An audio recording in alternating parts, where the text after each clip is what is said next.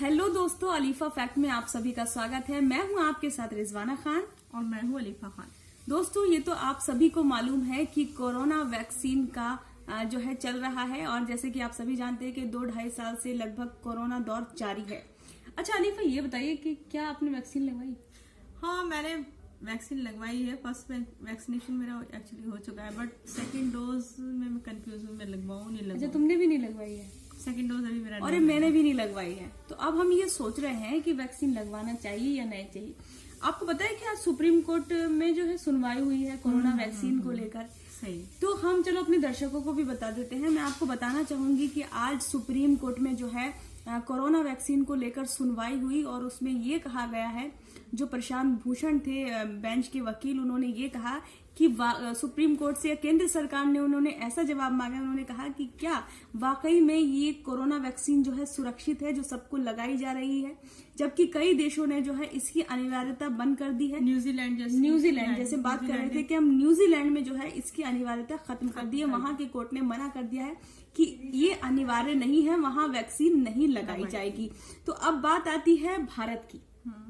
तो भारत में कैसे अनिवार्य हो सकता है? इस बेंच ने जो है फुल सुनवाई की, वहां पे कई वकील भी शामिल थे, जज भी थे।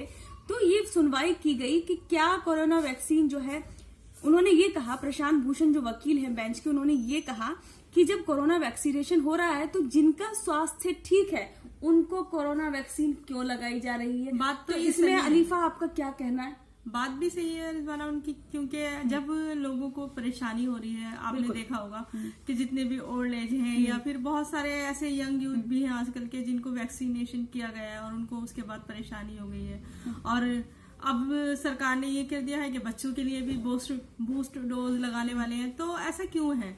क्या बच्चों के लिए वो सुरक्षित होगी तब वो बड़ों के लिए सुरक्षित नहीं? बिल्कुल यही बात रखी गई कि वो बच्चों के लिए सुरक्षित होगी, कि जब बड़ों के लिए ही सुरक्षित नहीं है। कहीं न कहीं बीमारियां बढ़ गई हैं।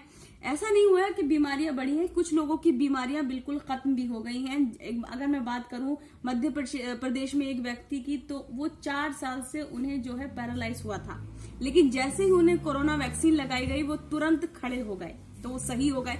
तो किसी किसी के लिए ये अच्छी भी साबित हुई है, किसी के लिए बुरी साबित हुई है। बात अच्छी बुरी की नहीं है, बात यह है कि जब इंसान स्वास्थ्यवर्धक है, स्वास्थ्य उसका ठीक है, लेकिन फिर भी उसको कोरोना वैक्सीन क्यों अनिवार्य कर दी गई है। मुद्दा ये है कि जब एक इंसान सही है तो उसे वैक्सीनेशन क्यों किया जा रहा है, ठीक है? और अगर वो उसे वैक्सीनेशन सही है तो फिर उससे बीमार क्यों हो रहे हैं? क्योंकि ये तो वैक्सीनेशन जो है वो सरकार कह रही है कि हमने 96% वैक्सीनेशन कर दिया। अब इसके मतलब सुप्रीम कोर्ट में आज ऐश्वर्या भाटी ने भी ये बोला है कि 96% वैक्सीनेशन हो चुका है। अब उसमें जो सरकार, वो जो है सरकारी वकील है, उसमें दखल ना दें, वो कुछ भी ना बोले उसके मुकाबले में। लेकिन मेन मुद्दा यही है कि अगर वैक्सीनेशन हो गई है और वैक्सीनेशन 96% हो चुकी है तो फिर वो उससे नुकसान क्यों हो रहा है लोगों को? जब मैं आपको बताना चाहूंगी कि अलीफा आज बहुत घंटे सुप्रीम कोर्ट में इस चीज को बहस हुई लेकर, और आपको बताना चाहूंगी कि भूषण की दलीलें थोड़ी देर बाद सुनने के बाद जो है जस्टिस एल नागेश्वर राव और BR गवई की बेंच ने वैक्सीन सुरक्षित है या नहीं, ये एक वैज्ञानिक विषय, उन्होंने कहा कि हम इसका हवाला कैसे दे सकते हैं, कैसे कह सकते हैं कि ये सही है या गलत है। ये तो लगने के बाद ही पता चलेगी कि ये सही है या गलत है, क्योंकि ये तो वो नहीं बता सकते ना, क्योंकि ये तो एक बात को टालने वाली बात हो गई कि वो उन्हें क्या कहें। अब वो जज हैं तो वो क्या उसको दलील को कैसे उसको प्रमाणित करें कि ये सही है, लेकिन सरकार के अगेंस्ट भी नहीं जा सकते। बिल्कुल। लेकिन इस पर केंद्र सरकार के लिए पेश जो additional solicitor general Aishwarya Bhati थी, उन्होंने यही कहा। एक तरफ प्रशांत भूषण थे, प्रशांत भूषण ने ये कहा जब उन्होंने जज से बात की और वकीलों से बात की, तो सॉलिसिटर जनरल जो ऐश्वर्या थी उनसे भी उन्होंने ये कहा कि एक मजाकिया लहजे में कहा कि मैं आपको बताना चाहूंगा कि मैंने अभी तक वैक्सीनेशन नहीं करवाया है। और दूसरा ये है कि ऐश्वर्या, अभी मुझे जुकाम भी हो रहा है, लेकिन ये मत समझिएगा कि मुझे उस तरीके का जुकाम हो रहा है कि मुझे कोरोना हो गया है। तो एक हंसी मजाक में बातचीत भी हुई, उन्होंने अपने मुद्दे भी रखे, ऐश्वर्या सॉलिसिटर जनरल उन्होंने भी अपने मुद्दे रखे।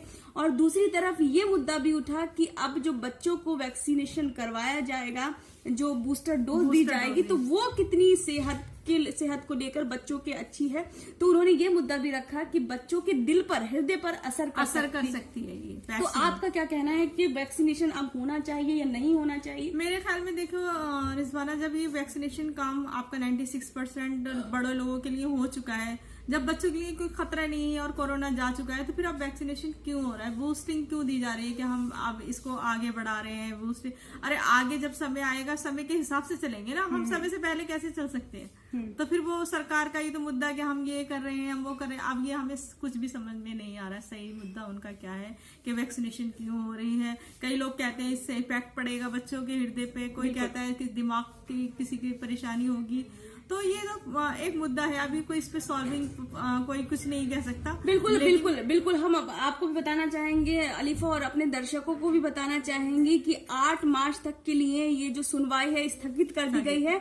8 मार्च को अगली सुनवाई सुप्रीम कोर्ट में होनी है, तभी आपको पता चल पाएगा आखिर जैसे न्यूजीलैंड में जैसे अनिवार्यता खत्म कर दी गई है कोरोना वैक्सीनेशन की, क्या भारत में भी ऐसे होने वाला है? 8 मार्च की सुनवाई में आखिर क्या होगा? कोरोना वैक्सीनेशन का जो दूसरा दौर था, जो दूसरी बार जो कोरोना वैक्सीनेशन जिन लोगों ने नहीं करवाई है, क्या वो इस फैसले के बदलने के बाद वो कोरोना वैक्सीन लगवाएंगे या फिर वो अपनी बात पर पहले पे ही अड़े रहेंगे? तो ये तो आने वाला वक्त ही अलीफा तय करेगा। तो ऐसे ही अच्छी जानकारियां और जानकारी भरी खबरें आपको देते रहेंगे। आप देखते रहिए अलीफा फैक्ट।